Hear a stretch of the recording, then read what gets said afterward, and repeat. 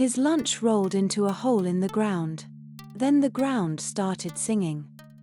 Long ago, on the side of a mountain, there lived an old man and his wife. They were poor, but they laughed easily, and they shared everything they had. One cold morning the old woman wrapped 3 rice balls in a bamboo leaf and set them in his basket. "Work hard," she said, "and come home before dark."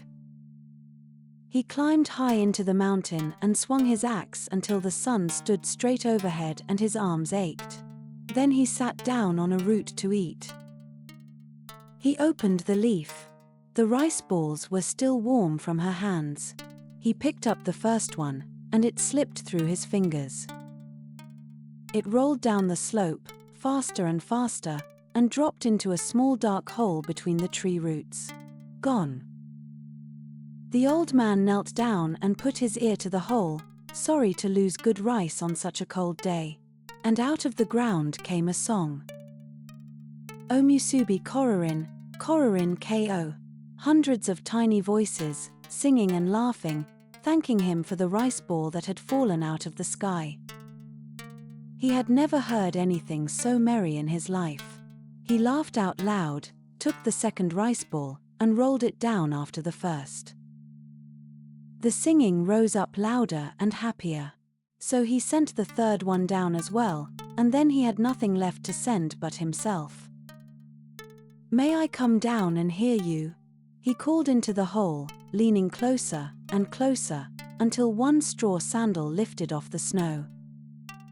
Head over heels he went, down and down through the dark earth, arms flying, with a warm glow of lantern light waiting far below. He landed on soft straw in a warm hall deep under the mountain, lit with rows of little paper lanterns, and sat up staring around him. All around him mice in tiny kimono bowed low in rows. "You gave us the finest rice we have ever tasted," said the elder mouse. "Tonight you eat with us." They set out little dishes of rice and chestnuts and pickled plum, and poured him tea in a cup no bigger than a thimble, and he drank it in one sip.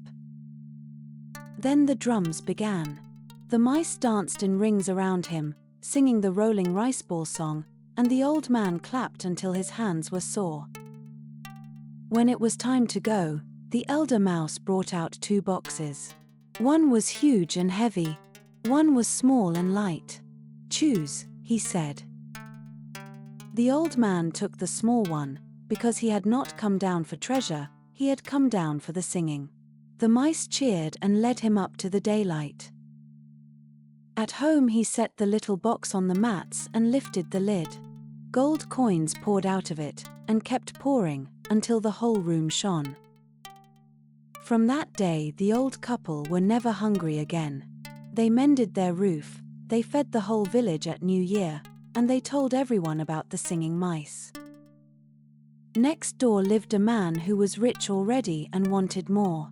He listened to the story with his eyes gone narrow, and said nothing at all.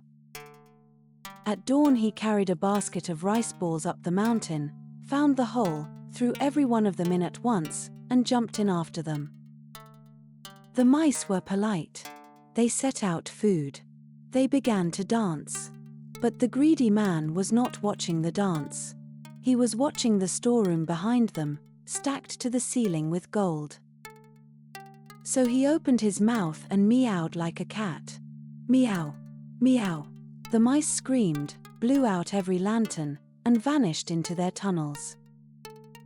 He crawled and crawled in the black dark, feeling for gold and finding only earth, and he never found the sky again. They say that is why the mole has small eyes and dirt on his nose. Like, comment, subscribe, and watch the next tale.